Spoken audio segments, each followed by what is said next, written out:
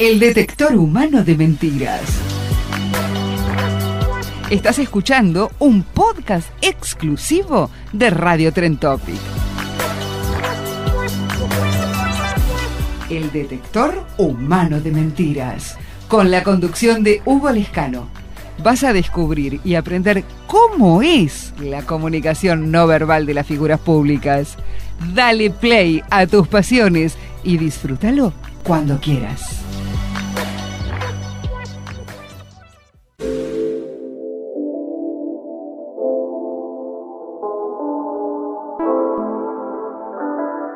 En el episodio de hoy vamos a hablar acerca del lenguaje corporal del Papa Francisco. Claro que, como lo decimos siempre, el lenguaje corporal no es una herramienta para conocer la personalidad, sino más bien para entender o aproximarnos a ese universo emocional de las personas cuando nos hablan. En definitiva, lo que buscamos saber es cuánta congruencia hay entre lo que una persona dice y sus gestos. Por esa razón, vamos entonces a pasar el detector humano de mentiras sobre la persona del Papa Francisco.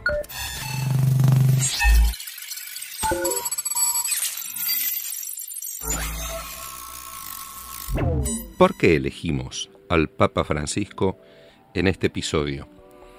Consideramos que es uno de los personajes más destacados del mundo político en la actualidad.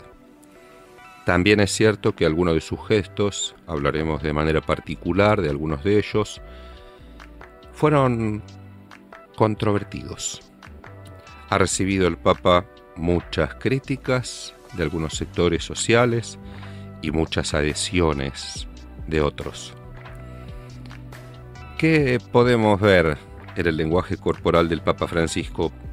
Quizá antes de analizar directamente sus gestos para saber cómo funciona el cerebro de este ser humano tan destacado en la actualidad, primero podamos conocer algo acerca de su contexto, acerca de su historia. Recordemos que mencionamos en episodios anteriores el lenguaje basal, el comportamiento cotidiano que todos tenemos, que nos ayudan un poco para entender la lógica gestual de cada persona que analizamos. Mi nombre es Hugo Lescano y dirijo el Laboratorio de Investigación en Comunicación No Verbal que tiene sede en Buenos Aires, Argentina. Y desde allí analizamos detenidamente la lógica de la comunicación gestual en relación con lo que las personas dicen sentir. Vayamos entonces rápidamente a la historia o aquellos datos de la historia del Papa Francisco que nos pueden echar un poco de luz sobre su comportamiento. Recordamos que estamos hablando de Jorge Mario Bergoglio, que nació en Buenos Aires un 17 de diciembre de 1936.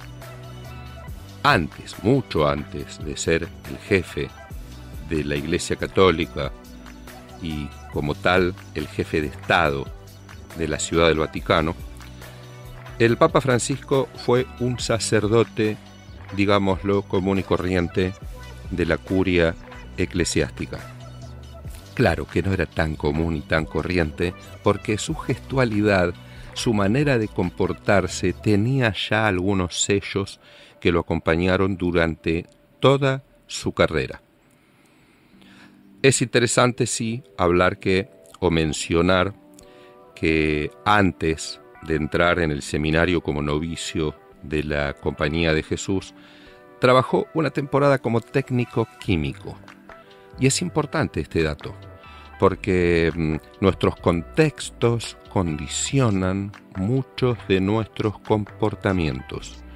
Como técnico químico, mostró cierta lógica en sus razonamientos.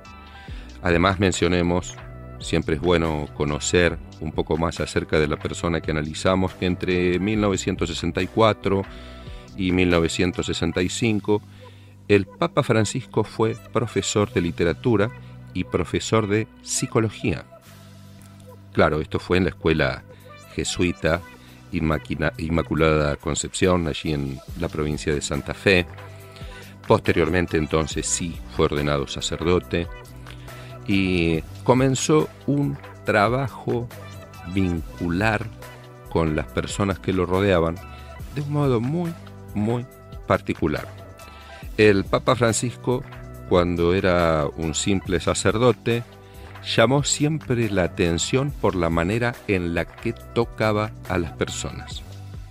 Ese toque lo llamamos en comunicación no verbal percepción áptica, y es la gran capacidad que tenemos los seres humanos para comunicarnos y para comunicar y para intercambiar información de tipo afectiva.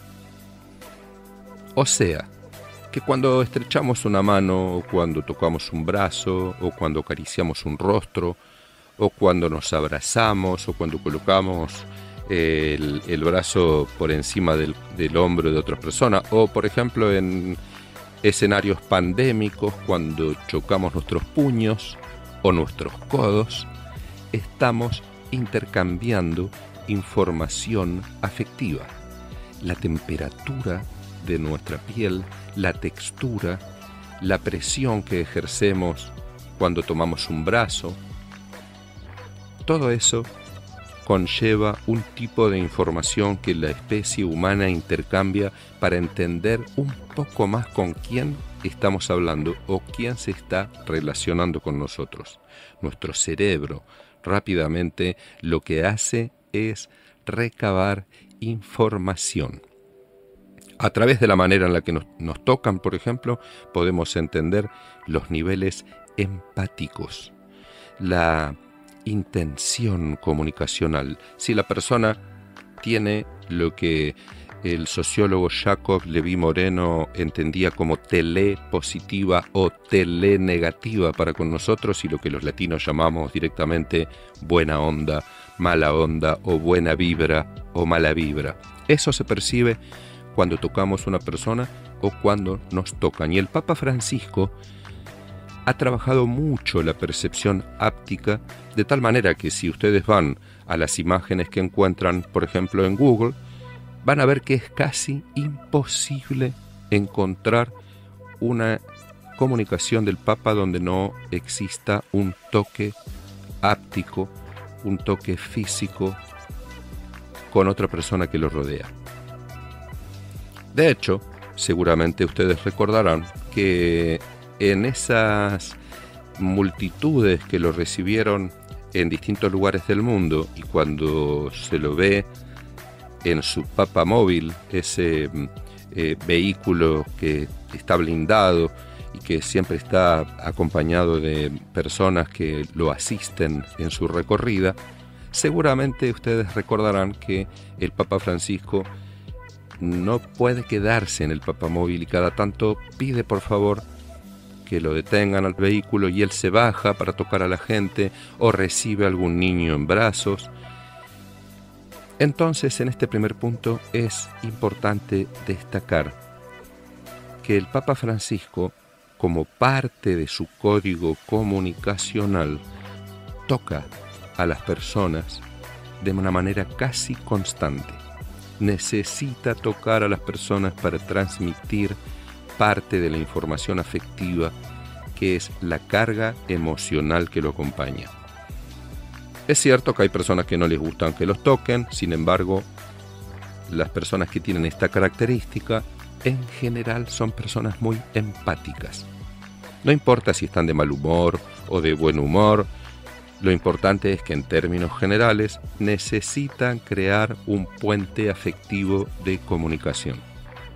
Qué importante es darnos cuenta de esto, porque estamos hablando de un líder espiritual, cuyo objetivo principal en la comunicación debería ser generar bienestar en las personas.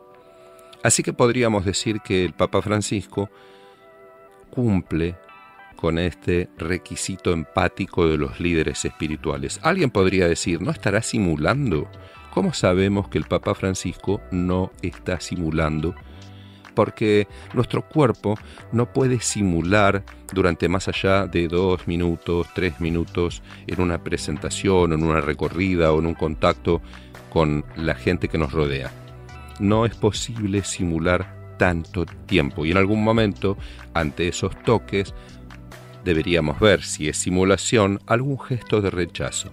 Y si ustedes revisan las imágenes en Google, van a ver que cada vez que él se detiene a tocar a las personas, se refleja en su rostro una unidad de acción que en el sistema de acción de codificación facial se llama unidad de acción número 12. Una sonrisa simétrica amplia, que es, junto con la unidad de acción número 6, los pómulos elevados que presentan y que causan las famosas patas de gallo en la comisura de los ojos, es lo que conocemos como sonrisa Duchenne.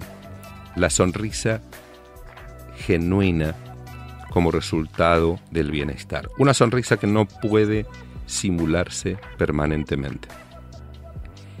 Vayamos a un dato que es muy relevante y que el Papa Francisco lo muestra de manera permanente, y nos estamos refiriendo al sistema o canal diacrítico de la comunicación. Ya no estoy hablando de una unidad de acción o de un código comunicacional que aparezca en el rostro del Papa Francisco, sino que estoy hablando de comunicación no verbal más allá de lo gestual. ¿A qué me estoy refiriendo? El sistema diacrítico es aquel que hace referencia a lo simbólico. Por ejemplo, algún accesorio que tengamos en el cuello, algún reloj que estamos utilizando, algún tatuaje que tengamos impreso en nuestra piel. Podemos hablar también de la manera en la que nos peinamos, de la ropa que tenemos puesta, de los colores que utilizamos. Todo eso también es comunicación no verbal. Y el Papa Francisco lo ha usado con extrema eficacia.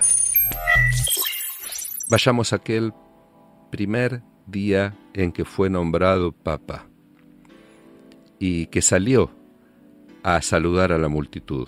Busquen las imágenes y van a ver que él salió con su sotana blanca y su museta blanca. La museta es esa capa, esa suerte de capa que va sobre los hombros y que históricamente los papas anteriores al Papa Francisco la utilizaron de color rojo, porque el rojo simboliza la autoridad. Y como pequeño asterisco, si ustedes quieren recordar algo rojo con autoridad, por ejemplo, pueden recordar las corbatas rojas de Donald Trump, que mostraba un liderazgo potente, arrollador, con una carga de autoridad muy importante. El Papa Francisco, que conoce de estos códigos, decidió salir con su sotana y con su capa o su museta color blanca. Importante porque el blanco, como construcción social, no solamente representa la pureza, sino también la sencillez. Y el Papa decidió transmitir con un código específico, diacrítico, el color rojo, un mensaje.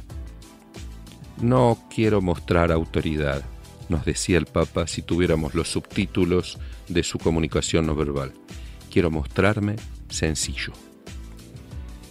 Otro de los datos que va quizá bastante de la mano con esta capa blanca que vino a romper el protocolo de la presentación papal de muchos antecesores que se plantearon con el color rojo, es el tema de la cercanía. Al día siguiente de su presentación, el Papa decidió no dormir, no instalarse, no hospedarse en los palacios pontificios, sino que dijo: yo quiero celebrar misa para los pequeños grupos y me voy a alojar en la casa de Santa Marta, tan sencilla y tan próxima a la gente.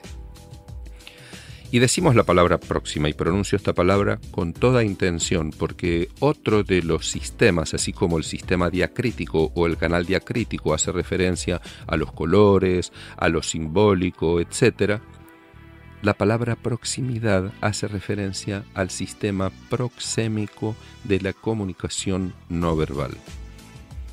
La proxemia es la distancia que elegimos diseñar, la distancia que elegimos mantener con las personas que nos rodean. Entonces, si ustedes quieren tener una idea acerca de qué tipo de distancia utilizar con las personas que los rodean, hagan memoria, por ejemplo, de a qué distancia conversan ustedes con las personas que más aman. Y seguramente, si tienen un patrón para medir, es mucho más sencillo medir desde el hombro hasta nuestro codo. Ahí tenemos una marca de 45 centímetros. Dentro de esa esfera están las personas que amamos. Por eso las abrazamos, les damos besos, nos sentamos bien cerca y no nos molesta. Pero más allá de los 45 centímetros, entre nuestro codo y la punta de los dedos, ubicamos a las personas con las que tenemos cierta relación, pero no tanta afectividad. El Papa Francisco eligió mantener a la mayoría de las personas de su entorno en una distancia bastante cercana. En muchos casos del codo a la punta de los dedos con las personas con las que conversa, pero tiende a achicar esa distancia en prácticamente todos sus encuentros y coloca a las personas en torno a los 45 centímetros. Un dato adicional.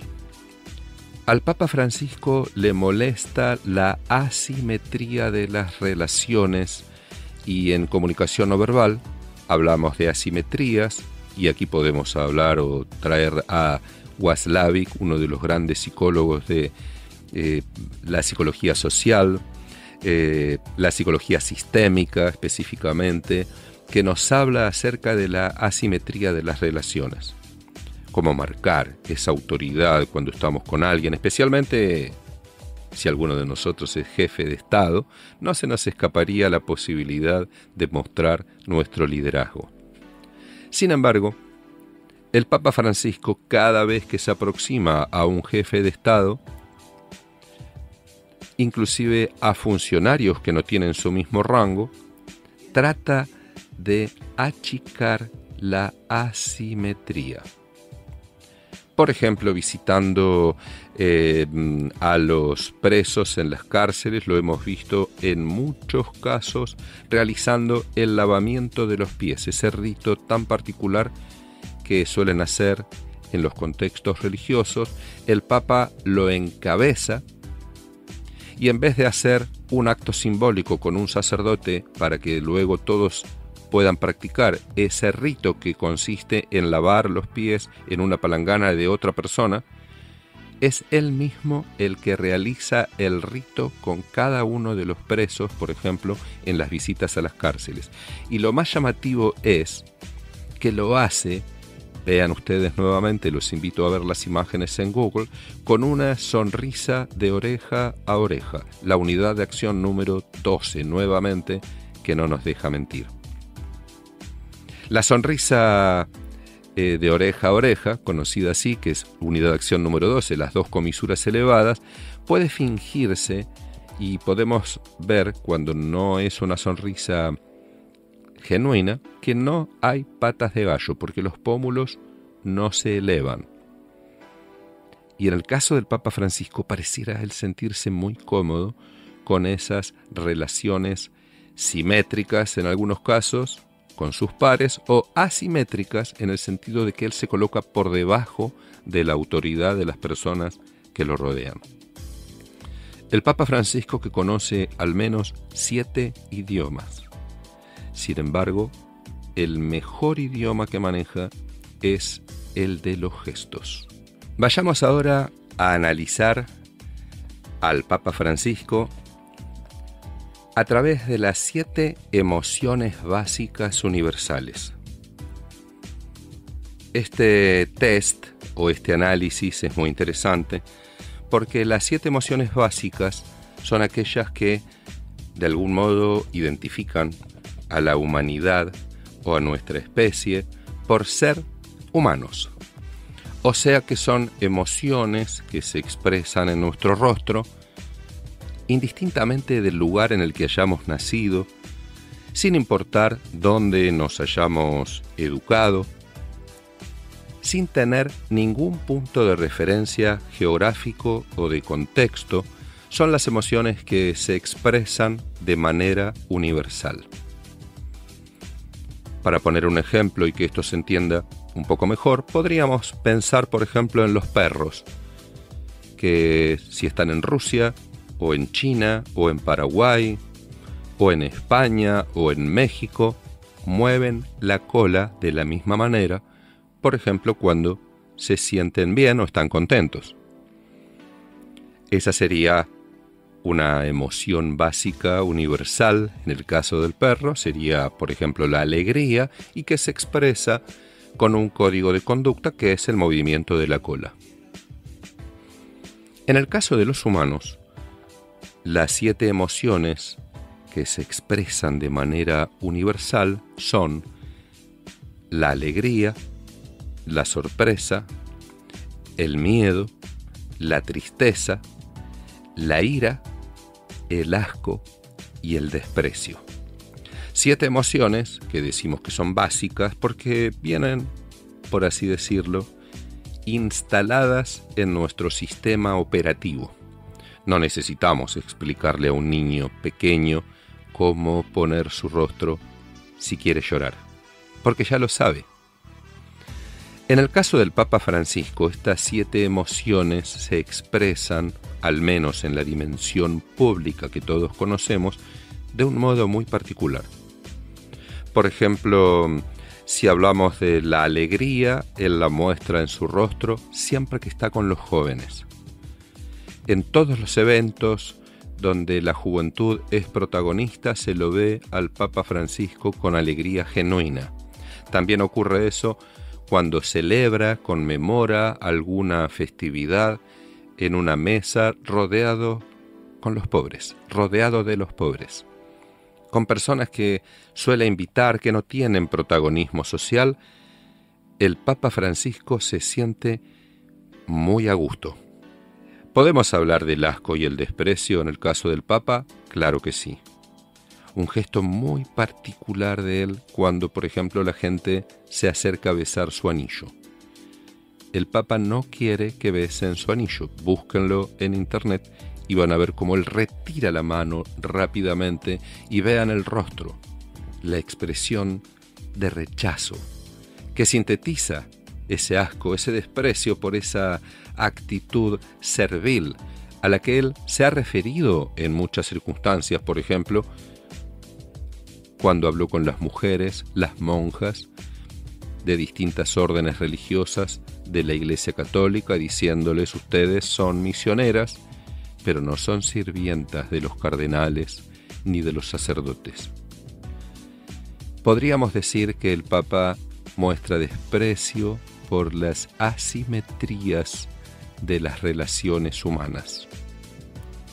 Es enemigo de los liderazgos absurdos, de las relaciones de dominación, y también esto se refleja en la tristeza en su rostro cuando habla de estas cosas particulares.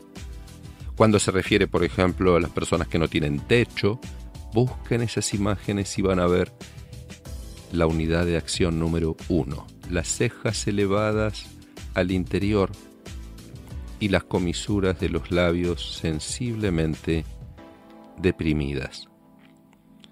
El reflejo de la tristeza en el rostro del Papa Francisco.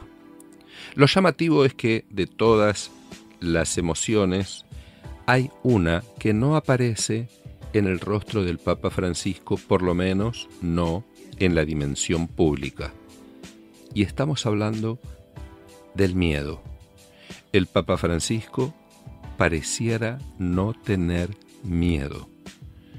A diferencia de otros dirigentes que están siempre pendientes, especialmente cuando hay mucha gente, por miedo a ser blancos de alguna agresión, A diferencia de los jefes de Estado que reflejan miedo en el rostro cuando hablan acerca de posibilidades futuras en torno a su gobierno, el Papa Francisco pareciera tener ausente esta emoción en su sistema operativo. Seguramente, como todos los humanos, debe tener miedo, sin embargo no lo expresa públicamente. Un detalle a tener en cuenta también: el sistema kinésico, los movimientos de nuestras extremidades, tanto superiores como inferiores, denotan también un tipo de mensaje que damos a quienes nos rodean. Y el Papa Francisco expresa movimientos de tranquilidad, movimientos pausados, que van a tono con el contexto religioso en el que él se expresa. Sin embargo, también tiene momentos en los que muestra en su sistema kinésico reflejos más rápidos, como por ejemplo en aquella caminata en México en la que un joven con mucho entusiasmo le tomó la mano y lo trajo hacia sí, prácticamente desestabilizando al Papa Francisco, que estuvo a punto de caer sobre una persona que estaba en sillas de ruedas. Y entonces ahí el Papa manifestó la ira. Esa emoción básica, universal, que se refleja en nuestro rostro con la unidad de acción número 4, las cejas hacia adentro, la boca abierta mostrando los dientes. No seas egoísta, le dijo el Papa Francisco, que si ustedes colocan hoy esa frase en Google van a ver una cantidad de imágenes que se viralizaron de ese momento. El Papa Francisco se enojó, expresó la emoción en su rostro y lo hizo con sus palabras también. No seas egoísta, le dijo al joven en aquel momento.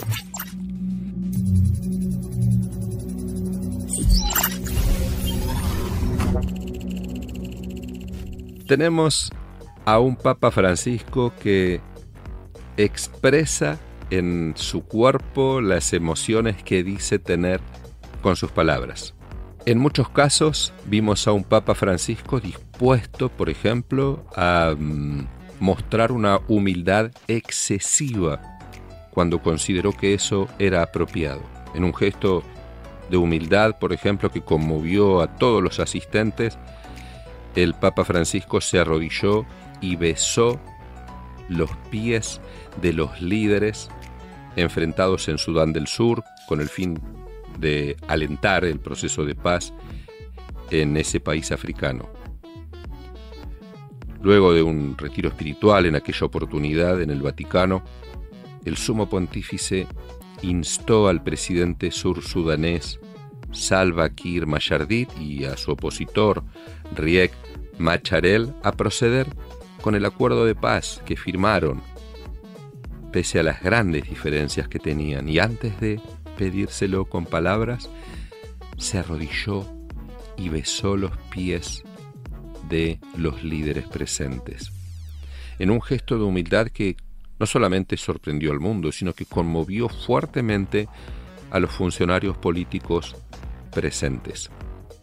Entonces decíamos, recapitulando, tenemos a un Papa Francisco que se enoja, que muestra sorpresa, que muestra tristeza, que muestra desprecio o rechazo cuando quieren besar su anillo como si él fuera una divinidad, que muestra alegría cuando está rodeado de la gente que quiere, que está dispuesto inclusive a aceptar un mate de los argentinos que lo conocen o lo siguen en el mundo y en las procesiones se acercan a él. Aunque esa persona sea desconocida, está dispuesto a tomar de la misma bombilla, absorbiendo la saliva o los restos de saliva que las otras personas dejan en esa infusión tan característica de los países de Argentina, Uruguay, también Paraguay, sur de Brasil. Intercambiar saliva entre los humanos es lo mismo que hacen otros mamíferos. los perros, que dejan rastros, que se lamen cuando tienen afecto para intercambiar. El Papa Francisco no duda en expresar con su cuerpo las emociones positivas muy valoradas en la especie humana. Así que, quizás para resumir, podríamos decir lo que mencionamos en algún momento en este episodio. El Papa Francisco, Bergoglio, que conoce al menos 7 idiomas. Sin embargo, el mejor idioma que maneja es el de los gestos. Y esto lo sabemos y conocemos, que el cuerpo del Papa Francisco refleja lo que reflejan sus palabras, porque como siempre decimos en nuestro laboratorio, nuestro cuerpo no sabe mentir.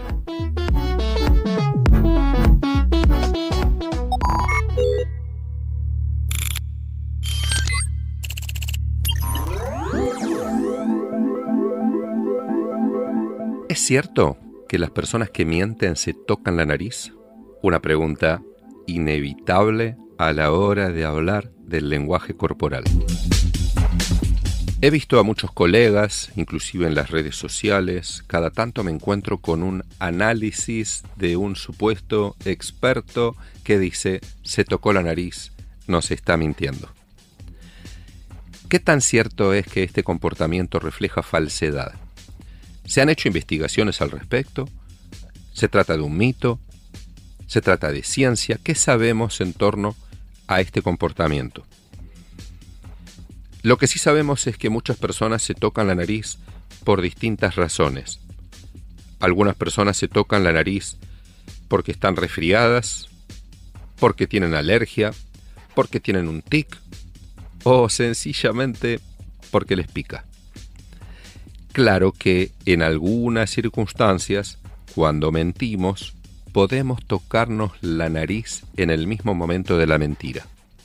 Entonces, podríamos decir que no todas las personas que se tocan la nariz mienten, pero que sí algunas personas de las que mienten se tocan la nariz.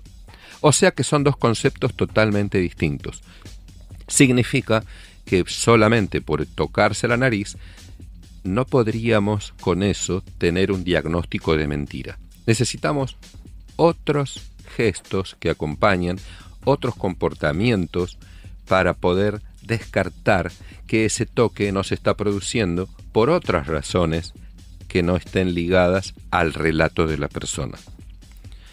El toque de la nariz, cuando se produce en un contexto de mentira, puede producirse porque las terminaciones que tenemos en la nariz, en las orejas, en el cuero cabelludo, inclusive en la frente, nos pican cuando estamos en un nivel de estrés elevado. Recordemos que en algunos casos la mentira puede generar un nivel de estrés, especialmente por el temor que nos produce el hecho de que nos descubran. Pero si se trata de una mentira sin riesgo, probablemente no produzca ningún picor o ninguna picazón en ningún lugar del cuerpo. Es un mito creer que todas las personas que se tocan la nariz están mintiendo. Eso no es cierto. Solamente es un pequeño indicio de que podría haber alguna mentira y deberíamos entonces seguir indagando en el rostro humano, la gestualidad, para poder comprobar aquello que siempre decimos en nuestro laboratorio, y es que nuestro cuerpo no sabe mentir. Esta temporada del Cerebro de las Estrellas es una idea original de Hugo Lescano, producido por Radio Tren Topic.